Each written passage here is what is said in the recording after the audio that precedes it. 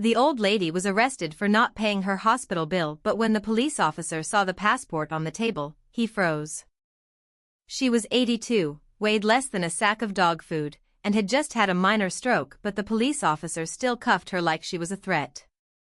The nurse had tears in her eyes as she watched, but no one moved, no one dared stop what was happening. The hospital room was silent except for the rattle of the old radiator and the soft beeping of machines. In the sterile light, Ms. Geraldine Ayres sat trembling on the edge of her bed, still wearing a hospital gown that didn't quite cover her back. Her gray curls were matted against her forehead, her hands spotted with age and trembling from more than just Parkinson's.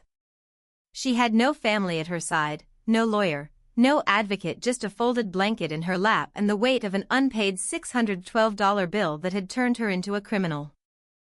"Ma'am," the officer repeated, his voice clipped and without warmth, "you're under arrest for failure to pay medical services rendered." "For being poor?" she asked, her voice barely louder than the hiss of oxygen from the nearby tank. He didn't answer. He didn't have to. Across the room, a young nurse named Lila clenched her fists.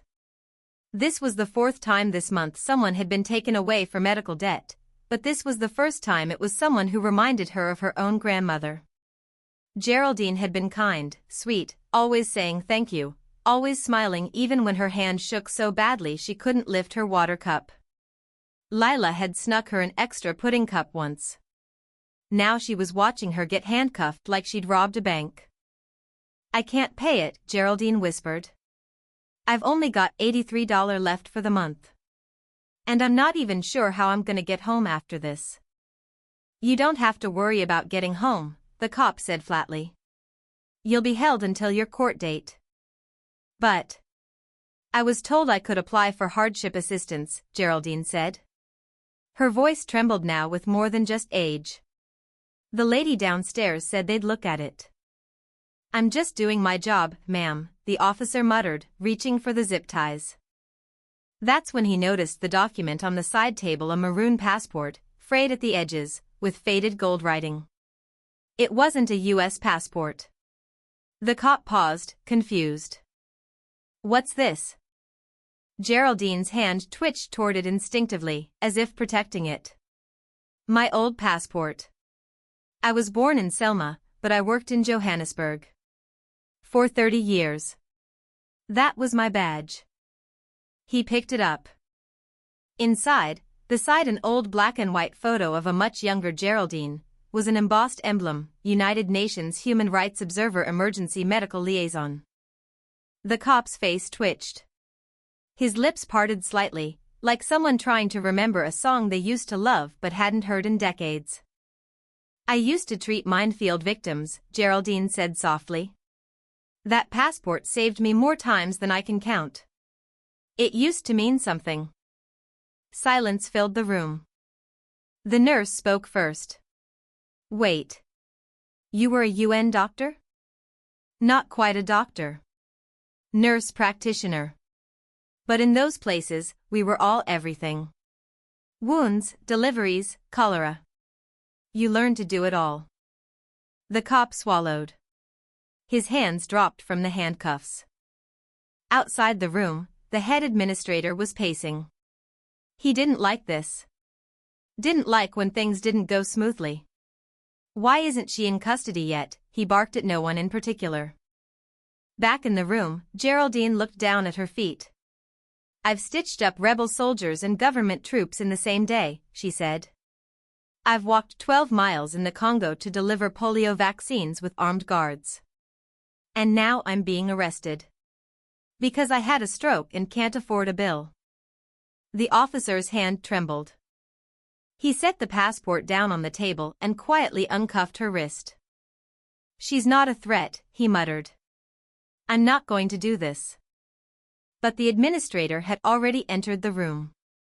"Officer Myers, you're required to enforce the law. She has an outstanding debt. The hospital has the right to." "She's a UN field nurse," Myers said. "I don't care if she's the Pope," the administrator snapped. "She owes us. Our policies are clear." Lila stepped forward. And you think parading her out of here in cuffs is the solution? You know she has no ride home. You know she just had a stroke.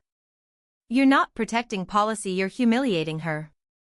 I'm enforcing accountability, the administrator barked. If we let her go, what message does that send? The message that human dignity still exists, Layla said quietly. The administrator's jaw clenched. You're both out of line. Myers squared his shoulders. Then report me. You'll be suspended. Then suspend me. The tension in the room felt like a held breath. Geraldine looked from one to the other, her eyes glassy. I don't want anyone getting in trouble on my behalf, she said. Lila shook her head. It's not trouble. It's called doing the right thing. Something this place forgot how to do a long time ago. She picked up the phone and called her union rep. Later that afternoon, a small protest had started to form outside the hospital, not large, maybe 20 people, mostly staff. But they held signs. Patients are not criminals. Healthcare is a right. Let Geraldine go. By nightfall, her story had gone viral. A photo of her sitting on the edge of her hospital bed, zip ties still dangling from one wrist, next to her tattered UN passport became the headline image across social media. People were outraged.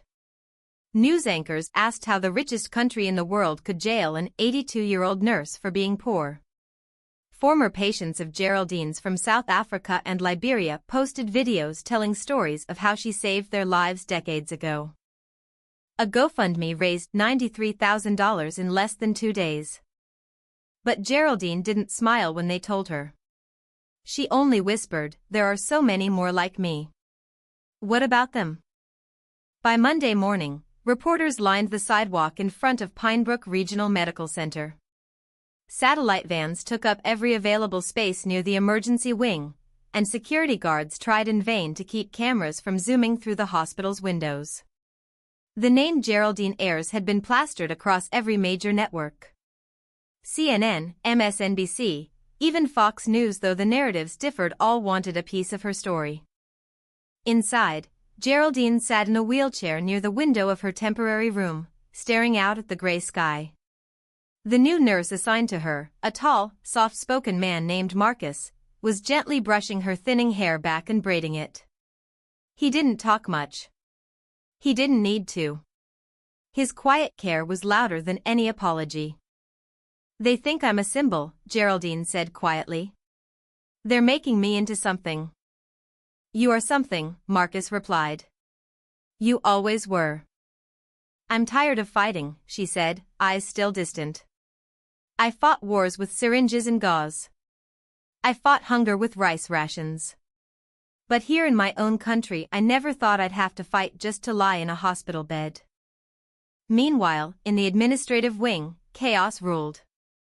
The hospital's director, Scott Renner, slammed his palm on the table during the emergency board meeting. We're hemorrhaging credibility. Do you understand? The entire board is under scrutiny. There are calls for audits. State legislators are demanding answers. This woman has jeopardized everything. One of the board members, Dr. Meena Patel, leaned forward, voice measured but firm. We jeopardized everything. She just showed people the truth. You're defending this circus? Renner snapped. I'm defending my conscience, Patel replied. And my profession. We swore to do no harm. Legal counsel cleared her throat. Mr. Renner, there's also a pending civil suit. A pro bono legal team has filed notice on Ms. Ayers' behalf. They're accusing the hospital of violating federal EMTLA regulations and engaging in unlawful detainment practices. Renner paled. We were just following collection procedures. Standard protocol. Which may be unconstitutional, the lawyer added. And deeply unethical. In the staff break room, Nurse Lila scrolled through messages from strangers around the country, fellow nurses, patients, even doctors from war zones abroad. One message read, Geraldine delivered my child in a tent in Sierra Leone during the cholera outbreak. She risked her life every day. The world owes her more than this. Lila closed her eyes, overwhelmed. Downstairs, Officer Myers stood outside the hospital entrance, watching protesters with mixed feelings. His precinct had placed him on paid leave, pending a formal review of his conduct. He wasn't sure if it was a punishment or a favor. What he did know was that he'd crossed a line that day, and maybe, just maybe, he was glad he had. His supervisor, Captain Elridge, called him into a nearby diner that afternoon. "You're lucky this didn't cost you your badge," Elridge said, stirring his coffee. "Or maybe it still will. The department's getting slammed with PR nightmares. Civil rights groups are digging into our cooperation with debt enforcement." "I couldn't cuff her," Myers said simply. "Not when I saw who she really was." "And what if she wasn't a UN nurse? Would you still have stopped?" The question sat heavy between them. "I don't know," Myers admitted. "Maybe not. And that's what keeps me up at night." Back at the hospital, Geraldine's story continued to unfold. A former UN colleague, Dr. Lwazi Temb from Mozambique, flew to the States and requested to see her. When he entered her room, Geraldine's face broke into the first genuine smile in days. "Lwazi," she whispered, tears pooling. "You look exactly the same," he teased. "And you still talk too much," she replied. He hugged her gently, then turned to Marcus and Lila, who had quietly stepped aside. "She is one of the bravest people I've ever known," he said. In '92, she stopped a militia group from bombing a mobile clinic by standing in front of it with a stethoscope and an old walkie-talkie. They thought she was a UN envoy. Geraldine chuckled. They didn't know the batteries were dead. Lwazi grew serious. "You gave everything for people. And now they make you beg for mercy in a hospital? No. This will not stand." He contacted the UN press office that same evening. Within 12 hours, they issued a formal statement condemning her treatment and offered assistance with legal and diplomatic support. The pressure escalated. Suddenly, Geraldine was not just a symbol of broken American healthcare, she was an international embarrassment. Facing mounting backlash, Pine Brook's board of directors held an emergency press conference. Reporters swarmed as Renner took the podium, flanked by a few stone-faced board members. Effective immediately, he began, Pine Brook Regional Medical Center is suspending all involuntary collections enforcement for patient debt. We acknowledge the harm caused to Ms. Geraldine Ayers and extend a public apology. Furthermore, we are launching a full internal review of our financial practices. He didn't mention he'd already been asked to resign by the hospital's largest donors. Later that night, Lila sat with Geraldine in her room as she watched the news coverage. "You started something, Ms. Ayers." "I didn't start anything," she said. "I just refused to be invisible." The next morning, a hearing was held at the local courthouse. Though Geraldine didn't have to appear in person, her pro bono legal team did, and so did dozens of supporters, holding signs and photos of loved ones who'd faced similar abuse. One young man stood in front of the building holding a large black and white poster of his mother, who had died after being turned away from an ER for lack of insurance. His voice cracked as he spoke to the crowd. "My mother didn't get a headline. She didn't get a chance. But Ms. Ayers did. And because of that, maybe things can finally start to change." The courthouse hearing resulted in more than just the dismissal of her case. A class action suit began forming, drawing attention from civil rights attorneys across the country. Meanwhile, journalists began investigating how many hospitals were using local law enforcement to collect debts, and the findings were grim. More than 600 elderly individuals in just 5 states had been reported detained, threatened, or arrested over medical debt in the past 2 years alone. Most were Black or Latino. Many, like Geraldine, were veterans of public service, caretakers, or widows with no support system. Geraldine stayed quiet through most of it. Fame didn't sit well on her shoulders. She hadn't asked for this. She didn't want it. But one afternoon, a knock came on her room door. A group of nurses entered, 3 young women and an older black man, and in their hands was a plaque. It read, "In honor of Geraldine Ayres for service beyond borders and justice at home. We're naming the new patient care wing after you," Lila said softly. "Not the administrator. Not the donors. You." Geraldine smiled, eyes shining. "Then make it a place where no one ever gets cuffed for getting sick." "We will." Weeks passed, but the momentum didn't slow. In fact, it spread. Geraldine's story had ignited something that had long been simmering beneath the surface: a national reckoning over medical debt and how it disproportionately harmed Black, elderly, and low-income Americans. Protests spread from state to state. New York, Georgia, Illinois, California. People held up signs with her face. "Chance of care, not cuffs," echoed through hospital courtyards. Legislation was introduced in 3 state houses to prohibit arrest warrants for unpaid hospital bills. Congresswoman Nia Hayes, herself a former nurse and daughter of a stroke survivor, publicly credited Geraldine for bringing the nation face to face with a moral crisis we've ignored for too long. But Geraldine remained grounded, even as she became an unlikely icon. She chose not to go home immediately. The hospital offered to fly her anywhere she wanted, but she stayed. Not because she liked the attention, but because she knew how rare moments like this were. How easily systems shifted back to cruelty once the cameras turned away. "I don't want flowers," she told one journalist. "I want policy." Still, the flowers came. So did letters, hundreds of them from across the world. Children drew her pictures. Former patients from Africa and Asia wrote to say they still remembered her kindness, her gentle touch, her warm laugh even during war. One child from Uganda wrote in crayon, "You helped my mama when I was in her belly. She says you are the reason I am alive.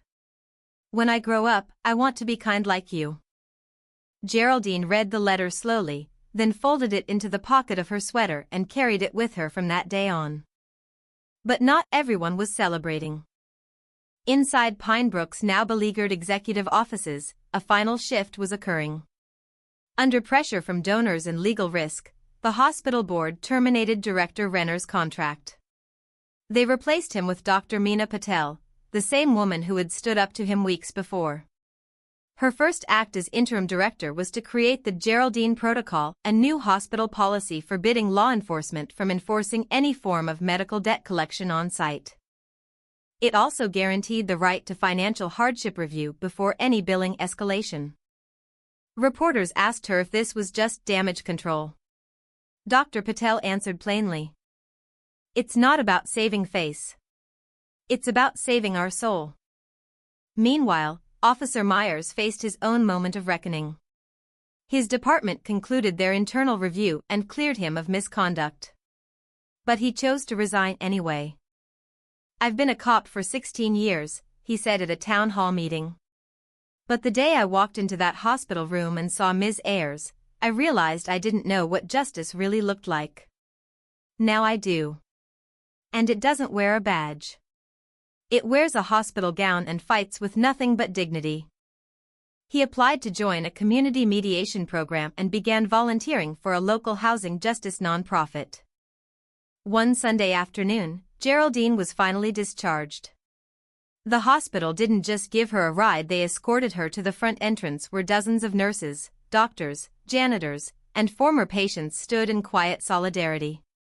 Lila and Marcus held her hands as she stepped outside. There was no red carpet, no music. Just a chair waiting for her and a young girl about 10 years old who offered her a drawing. It was a picture of an old woman with a stethoscope standing between a hospital and a courthouse, with sunshine above her. Geraldine smiled. "I never thought I'd live to see a child draw me as a hero." The girl looked up at her. "Mama says you changed everything." Geraldine knelt slightly, her joints protesting. "Mama's the real hero. So are you." She moved in with a retired friend in a quiet neighborhood just outside the city. The GoFundMe money, she insisted, would go towards starting a fund for elderly patients with no family to advocate for them. Lila helped her set it up. They called it the Dignity Reserve. Because no one, Geraldine said, should have to prove they're worthy of care. Months passed. The headlines faded. The cameras moved on. But something had shifted. Hospitals around the country were forced to re-examine their billing partnerships with aggressive collection firms. A federal investigation uncovered illegal cooperation between debt collectors and municipal police departments in over a dozen states. Laws were changed. Policies rewritten. But more importantly, people began to speak up. Nurses refused to stay silent when administrators tried to force early discharges. Patients questioned bills. Communities demanded accountability. Geraldine, now walking slowly with a cane, was invited to speak at a health equity summit in Washington, D.C. She didn't want to go. Public speaking had never been her thing. But Lila convinced her. "You're not speaking for yourself," she said. "You're speaking for the ones who still can't." On stage, Geraldine stood before hundreds of lawmakers, doctors, and advocates. Her voice was low but steady. "I was born in the segregated South. I walked to school because the buses weren't for me. I delivered babies in tents under gunfire. And I spent my final years in a country that made me prove I deserved care. But I am not exceptional. I am not rare. There are thousands like me. You just haven't looked close enough." She held up the crayon letter from the child in Uganda. "This child will grow up in a world shaped by the decisions we make in this room. Don't let her write letters to other women like me someday, asking why we failed her too." The room fell into heavy silence. Then, thunderous applause. After the summit, Geraldine was approached by a young black woman who had been crying quietly during the speech. She introduced herself as Senator-elect Michelle Rowe. "My grandmother died last year," she said, her voice cracking. She was alone. Her hospital kicked her out over a bill she couldn't pay.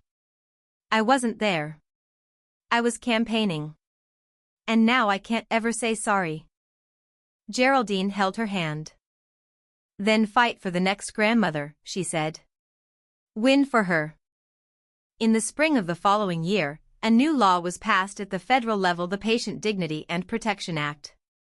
It prohibited hospitals from involving law enforcement in debt collection, mandated automatic hardship reviews for unpaid medical bills, and established a national fund for low-income elders seeking health care.